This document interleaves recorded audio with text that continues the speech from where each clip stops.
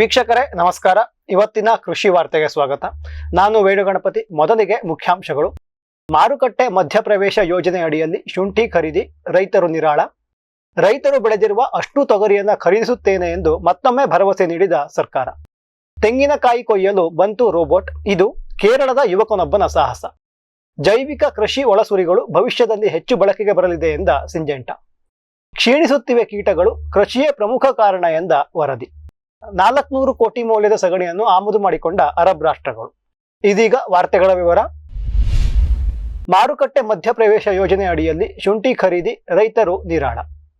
ಶುಂಠಿಯ ಧಾರಣೆ ಪಾತಾಳಕ್ಕೆ ಇಳಿದು ಬಹಳ ದಿನಗಳಾಗಿವೆ. ಸದ್ಯಕ್ಕಂತೂ ಅದು ಏರುವ ಲಕ್ಷಣ ಕಾಣುತ್ತಿಲ್ಲ. ಇದರಿಂದ ಕಂಗಾಲಾಗಿದ್ದ ರೈತರಿಗೆ ಕೇಂದ್ರ ಸರ್ಕಾರ ಸಿಹಿ ಸುದ್ದಿಯನ್ನು ನೀಡಿದೆ. ಸಾಮಾನ್ಯವಾಗಿ ತೋಟಗಾರಿಕಾ ಬೆಳೆಗಳ ಧಾರಣೆ ಕಡಿಮೆ ಆದರೆ ಕೇಂದ್ರ ಸರ್ಕಾರ ಮಾರುಕಟ್ಟೆ ಮಧ್ಯಪ್ರವೇಶ ಯೋಜನೆ ಅಡಿಯಲ್ಲಿ ರೈತರಿಂದ ನೇರವಾಗಿ ಉತ್ಪನ್ನಗಳನ್ನ ಖರೀದಿಸುತ್ತದೆ. ಇದೀಗ ಶುಂಠಿಯಲ್ಲೂ ಕೂಡ ಇದೇ ರೀತಿ ಮಾಡಲು ಕೇಂದ್ರ ಸರ್ಕಾರ ನಿರ್ಧರಿಸಿದೆ. ಅದಕ್ಕಾಗಿ ಕರ್ನಾಟಕದಲ್ಲಿ ಹೆಚ್ಚು ಶುಂಠಿ ಬೆಳೆಯುವ ಮೈಸೂರು, ಹಾಸನ, ಹಾವೇರಿ, ಶಿವಮೊಗ್ಗ, ಬೀದರ್, ಚಿಕ್ಕಮಗಳೂರು, ಮಂಡ್ಯ, ಕೊಡಗು ಮತ್ತು ಚಾಮರಾಜನಗರ ಜಿಲ್ಲೆಗಳ ರೈತರಿಂದ ಶುಂಠಿಯನ್ನ ಖರೀದಿಸಲಾಗುತ್ತದೆ. ಪ್ರತಿ ಕ್ವಿಂಟಲ್ಗೆ 2445 ರೂಪಾಯಿ ಧಾರಣೆ ನಿಗದಿಪಡಿಸಲಾಗಿದೆ. ಎಕರೆಗೆ 30 ಕ್ವಿಂಟಲ್ನಂತೆ ಒಬ್ಬ ರೈತನಿಂದ ಗರಿಷ್ಠ 60 ಕ್ವಿಂಟಲ್ ವರೆಗೆ ಕೊಂಡುಕೊಳ್ಳಲಾಗುತ್ತದೆ. ರೈತರಿಗೆ ಅನುಕೂಲ ಆಗುವ ಜಾಗದಲ್ಲಿ ಖರೀದಿ ಕೇಂದ್ರಗಳನ್ನು ತೆರೆಯುವಂತೆ, ನೋಂದಣಿ ಪ್ರಕ್ರಿಯೆಯನ್ನು ಆದಷ್ಟು ಬೇಗ ಆರಂಭಿಸುವಂತೆ ತೋಟಗಾರಿಕಾ ಇಲಾಖೆ ತನ್ನ ಅಧಿಕಾರಿಗಳಿಗೆ ತಾಕೀತು ಮಾಡಿದೆ.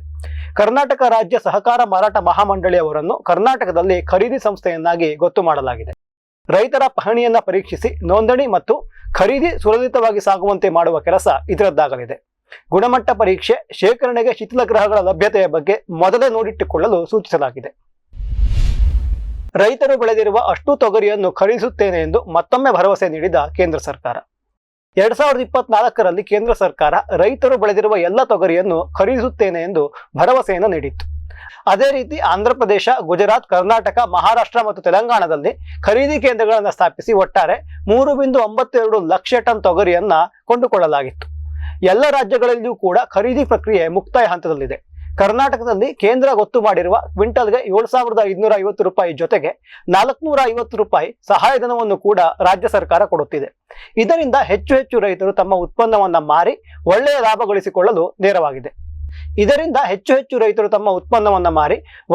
ಗಳಿಸಿಕೊಳ್ಳಲು ನೆರವಾಗಿದೆ. ಸರ್ಕಾರದ ಈ ಯೋಜನೆಯ ಲಾಭವನ್ನು ದೇಶದಾದ್ಯಂತ 2.56 ಲಕ್ಷ ರೈತರು ಪಡೆದುಕೊಂಡಿದ್ದಾರೆ. ಕರ್ನಾಟಕದಲ್ಲಿ ಚುರುಕಾಗಿದ್ದ ಖರೀದಿ ಪ್ರಕ್ರಿಯೆ ಪಕ್ಕದ ರಾಜ್ಯ ಆಂಧ್ರದಲ್ಲಿ ನಿಧಾನವಾಗಿ ಸಾಗಿತ್ತು.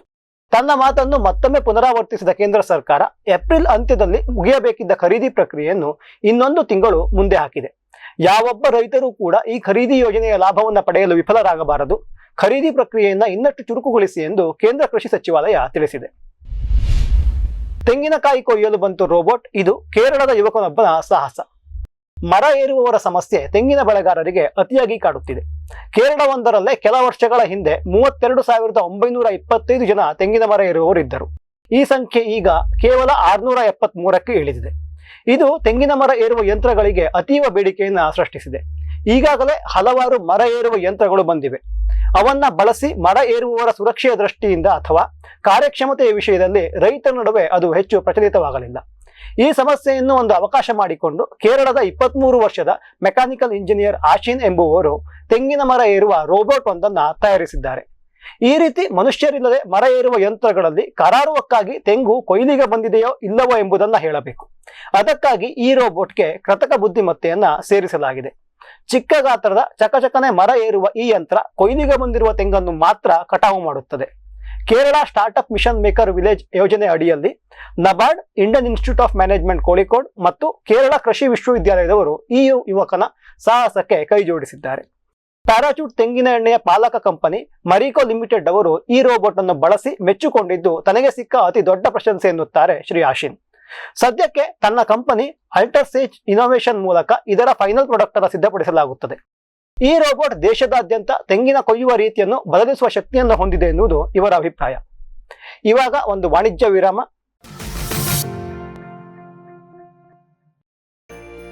ಗಿಳಿ, ನವಿಲು, ಕಾಗೆ, ಮೈನಾ ಮುಂತಾದ ಹಕ್ಕಿಗಳ ಉಪಟಳ ಹಣ್ಣು, ಕಾಳು, ಧಾನ್ಯದ ಬೆಳೆಗಳಲ್ಲಿ ಮಿತಿ ಮೀರಿದೆ.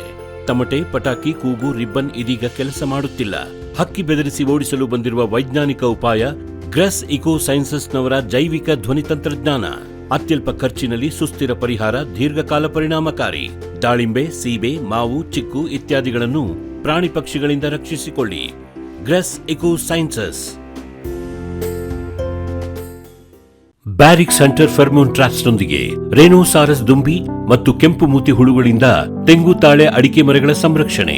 ತರಕಾರಿ ಮತ್ತು ಹಣ್ಣಿನ ಬೆಳೆಗಳಲ್ಲಿ ಹಣ್ಣಿನ ನೊಣಗಳ ನಿಯಂತ್ರಣಕ್ಕೆ ಬ್ಯಾರಿಕ್ ಸ್ಕ್ಯಾಚ್ ಫ್ರೂಟ್ ಫ್ಲೈ ಹಾಗೂ ವೆಜಿಟೇಬಲ್ ಫ್ಲೈ ಟ್ರ್ಯಾಪ್. ರಸ ಹೀರುವ ಕೀಟಗಳನ್ನು ಹಿಡಿಯಲು ಬಣ್ಣದ ಕ್ರೋಮ್ಯಾಟಿಕ್ ಸ್ಟಿಕ್ಕಿ ಟ್ರ್ಯಾಪ್ಸ್. ಪೇಟೆಂಟ್ ಹೊಂದಿದ ತಂತ್ರಜ್ಞಾನ, ದೀರ್ಘಕಾಲದವರೆಗೂ ಬಾಳಿಕೆ. ಕೀಟನಾಶಕಗಳಿಗೆ ಪರ್ಯಾಯ, ಪರಿಸರಕ್ಕೆ ಪೂರಕ. ಸುಸ್ಥಿರ ಸಾವಯವ ಕೃಷಿಗಾಗಿ ಬ್ಯಾರಿಕ್ಸ್. ಮಂಗ, ಹಂದಿ, ಕಾಡೆಮ್ಮೆ, ಜಿಂಕೆ, ಆನೆ ಮುಂತಾದ ವನ್ಯಪ್ರಾಣಿಗಳ ಕಾಟದಿಂದ ಬೇಸತ್ತಿದ್ದೀರಾ? ಚಿಂತಿಸಬೇಡಿ. ಗ್ರಾಸ್ ಎಕೋ ಸೈನ್ಸಸ್ ನವರ ಜೈವಿಕ ಧ್ವನಿ ತಂತ್ರಜ್ಞಾನ ನಿಮ್ಮ ನೆರವಿಗಿದೆ. ಕಾಫಿ, ಕೋಕೋ, ತೆಂಗು, ಅಡಿಕೆ, ದಾಳಿಂಬೆ, ಬಾಳೆ, ಹೂ, ಹಣ್ಣು, ತರಕಾರಿ, ಭತ್ತ, ಕಬ್ಬು ಬೆಳೆ ಸಂರಕ್ಷಿಸಿ.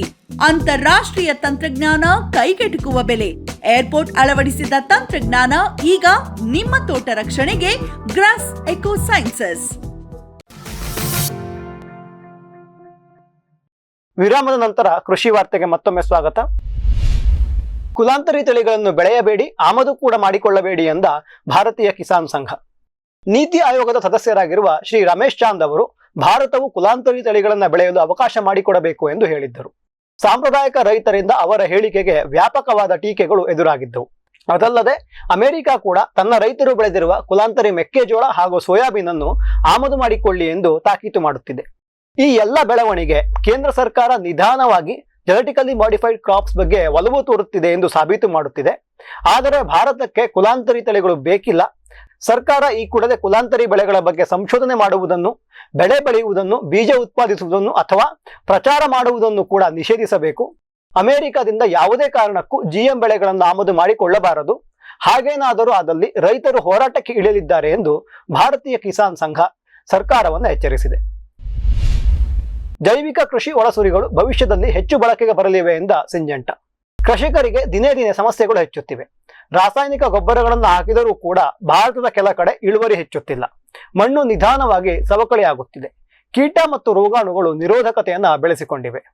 ಇನ್ನು ರೈತರಿಗೆ ನೈಸರ್ಗಿಕ ಕೃಷಿಯ ಬಗ್ಗೆ, ರಾಸಾಯನಿಕ ರಹಿತ ಸಾವಯವ ಕೃಷಿಯ ಬಗ್ಗೆ ಹೆಚ್ಚಿನ ಆಕರ್ಷಣೆ ಮೂಡತೊಡಗಿದೆ. ಈ ಸಮಯದಲ್ಲಿ ಜೈವಿಕ ಕೃಷಿ ಒಳಸುರಿಗಳು ಹೆಚ್ಚಿನ ಮಟ್ಟಿಗೆ ಬಳಕೆಗೆ ಬರಲಿವೆ ಎಂದು ಸಿಂಜೆಂಟಾ ಕಂಪನಿಯ ಭಾರತದ ಪ್ರಧಾನ ಕಾರ್ಯದರ್ಶಿಯಾದ ಸುಶೀಲ್ ಕುಮಾರ್ ಅವರು ಅಭಿಪ್ರಾಯಪಟ್ಟಿದ್ದಾರೆ. ಜೈವಿಕ ಉತ್ತೇಜಕಗಳು, ಗೊಬ್ಬರ ಕರಗಿಸುವ ಜೀವಾಣುಗಳು ಮತ್ತು ಜೈವಿಕ ರೋಗ ಕೀಟ ನಿಯಂತ್ರಕಗಳಿಗೆ ಭವಿಷ್ಯದಲ್ಲಿ ಬೇಡಿಕೆ ಹೆಚ್ಚಲಿದೆ. ಅವುಗಳನ್ನು ಬಳಸಿ ರೈತರು ಉತ್ತಮವಾಗಿ ಕೃಷಿ ಮಾಡಲಿದ್ದಾರೆ. ಸಿಂಜೆಂಟಾ ಕಂಪನಿ ಕೂಡ ಇವುಗಳ ಬಗ್ಗೆ ಅಧ್ಯಯನ ಮಾಡಲು ಆರಂಭಿಸಿದೆ ಎಂದು ಅವರು ತಿಳಿಸಿದ್ದಾರೆ. ಕ್ಷೀಣಿಸುತ್ತಿವೆ ಕೀಟಗಳು ಕೃಷಿಯ ಪ್ರಮುಖ ಕಾರಣ ಎಂದ ವರದಿ. ಕಳೆದ 30 ವರ್ಷಗಳಲ್ಲಿ ಭೂಮಿಯ ಮೇಲಿಂದ 75% ಕೀಟಗಳು ನಶಿಸಿ ಹೋಗಿವೆ ಎಂದು ನ್ಯೂಯಾರ್ಕಿನ ಬಿಂಘಾಟನ್ ವಿಶ್ವವಿದ್ಯಾಲಯ ತಿಳಿಸಿದೆ. ಈಗಾಗಲೇ ಕೀಟಗಳ ಬಗ್ಗೆ ಅಧ್ಯಯನ ನಡೆಸಿದ ಹಲವಾರು ವರದಿಗಳನ್ನು ವಿಶ್ಲೇಷಿಸಿ ಎಲ್ಲ ಮಾಹಿತಿಯನ್ನು ಆಧಾರವಾಗಿಟ್ಟುಕೊಂಡು ಈ ನಿರ್ಧಾರಕ್ಕೆ ಬರಲಾಗಿದೆ. ಹಲವಾರು ಸಂಶೋಧನೆಗಳು ಕೀಟಗಳ ಅವನತಿಗೆ ಬಹಳಷ್ಟು ಕಾರಣಗಳನ್ನು ನೀಡಿವೆ. ಆದರೆ ಅತಿಯಾದ ಕೃಷಿ, ಕೀಟನಾಶಕಗಳ ಸಿಂಪರಣೆ ಮತ್ತು ಭಕ್ಷಕ ಕೀಟಗಳ ಆಹಾರವನ್ನು ಕೃಷಿಕರು ನಾಶ ಮಾಡುತ್ತಿರುವುದು ಇವಕ್ಕೆ ಪ್ರಮುಖ ಕಾರಣ ಎಂದು ವಿಶ್ವವಿದ್ಯಾಲಯ ಅಭಿಪ್ರಾಯಪಟ್ಟಿದೆ. ಕೃಷಿಯ ಜೊತೆಗೆ ಅರಣ್ಯನಾಶ, ಹವಾಮಾನ ವೈಪರೀತ್ಯ, ಪ್ರಕೃತಿ ವಿಕೋಪ, ಮೊಬೈಲ್ನ ತರಂಗಗಳು ಕೂಡ ಪ್ರಮುಖ ಕಾರಣಗಳು. ಬಹುತೇಕ ವರದಿಗಳು ಜೇನು ಮತ್ತು ಚಿಟ್ಟೆಯನ್ನು ಸಂರಕ್ಷಣೆ ಮಾಡುವ ಬಗ್ಗೆ ಮಾತ್ರ ಮಾತನಾಡುತ್ತವೆ. ಆದರೆ ಎಲ್ಲ ರೀತಿಯ ಕೀಟಗಳನ್ನು ನಾವು ಸಂರಕ್ಷಿಸಬೇಕು. ಕೀಟಗಳು ಕೇವಲ ಪರಾಗಸ್ಪರ್ಶ ಮಾಡುವುದೊಂದೇ ಅಲ್ಲದೆ ಇತರೆ ಕೆಲಸಗಳನ್ನು ಕೂಡ ಮಾಡುತ್ತವೆ. ಎಲ್ಲ ರೀತಿಯ ಕೀಟಗಳಿಗೆ ಅವರದ್ದೇ ಆದ ಮಹತ್ವ ಇದೆ ಎಂದು ಬಿಂಘಾಟನ್ ವಿಶ್ವವಿದ್ಯಾಲಯ ತನ್ನ ವರದಿಯಲ್ಲಿ ತಿಳಿಸಿದೆ. 400 ಕೋಟಿ ರೂಪಾಯಿ ಮೌಲ್ಯದ ಸಗಣಿಯನ್ನು ಆಮದು ಮಾಡಿಕೊಂಡ ಅರಬ್ ರಾಷ್ಟ್ರಗಳು. ಅರಬ್ ರಾಷ್ಟ್ರಗಳಲ್ಲಿ ಹೆಚ್ಚಾಗಿ ಬೆಳೆಯುವ ಖರ್ಜೂರದ ಮರಗಳಿಗೆ ಬೇಕು ಎಂದು ಭಾರತದಿಂದ ಸುಮಾರು 400 ಕೋಟಿ ರೂಪಾಯಿ ಮೌಲ್ಯದ ಸಗಣಿಯನ್ನ ಆಮದು ಮಾಡಿಕೊಳ್ಳಲಾಗಿದೆ. ಕುವೈತ್, ಸೌದಿ ಅರೇಬಿಯಾ ಮತ್ತು UAE ಮುಂತಾದ ರಾಷ್ಟ್ರಗಳಿಗೆ 2023-24ರಲ್ಲಿ ಅಪಾರ ಪ್ರಮಾಣದ ಸಗಣಿಯನ್ನ ಕಳಿಸಲಾಗಿದೆ. ಮರುಭೂಮಿಯ ರಾಷ್ಟ್ರಗಳಲ್ಲಿ ಸಾವಯವ ಗೊಬ್ಬರ ಸಿಗುವುದು ಕಷ್ಟ. ಅದಕ್ಕಾಗಿ ಅವರು ನಮ್ಮ ಮೇಲೆ ಅವಲಂಬಿತವಾಗಿದ್ದಾರೆ. ಭಾರತದಲ್ಲಿ ವಾರ್ಷಿಕವಾಗಿ ಸುಮಾರು 30 ಮಿಲಿಯನ್ ಟನ್ ಸಗಣಿ ಉತ್ಪತ್ತಿಯಾಗುತ್ತದೆ. ಅದರಲ್ಲಿ ಕೆಲವಷ್ಟನ್ನು ನಾವು ಕೃಷಿಯಲ್ಲಿ ಉಪಯೋಗಿಸಿಕೊಂಡರೆ ಇನ್ನೂ ಹಲವನ್ನ ಗೊಬ್ಬರ ಮಾಡಲು, ಒಣ ಸಗಣಿ ಮಾಡಲು ಬಳಸುತ್ತೇವೆ. ಇದೇ ಒಣಗಿದ ಸಗಣಿಯಿಂದ ಮಾಡಿದ ಗೊಬ್ಬರಗಳನ್ನು ಅರಬ್ ರಾಷ್ಟ್ರಗಳು ಆಮದು ಮಾಡಿಕೊಂಡಿವೆ. ಒಣ ಸಗಣಿಯ ಬೆಲೆ 30 ರೂಪಾಯಿ ಇದ್ದರೆ ಗೊಬ್ಬರದ ಬೆಲೆ 50 ರೂಪಾಯಿ ಇದೆ. 2024-25ರಲ್ಲಿ ಬೇಡಿಕೆ ಇನ್ನಷ್ಟು ಹೆಚ್ಚಿದ್ದು ಭಾರತದಿಂದ ಇನ್ನಷ್ಟು ಪ್ರಮಾಣದಲ್ಲಿ ಸಗಣಿ ರಫ್ತಾಗಿದೆ ಎನ್ನಲಾಗಿದೆ. ಇವೆಷ್ಟು ಇವತ್ತಿನ ಕೃಷಿ ವಾರ್ತೆ. ಕೃಷಿಯ ನಿರಂತರ ಕಾರ್ಯಕ್ರಮಕ್ಕಾಗಿ ವೀಕ್ಷಿಸಿ ಫಾರಂ ಟಿವಿ. ನಮಸ್ಕಾರ.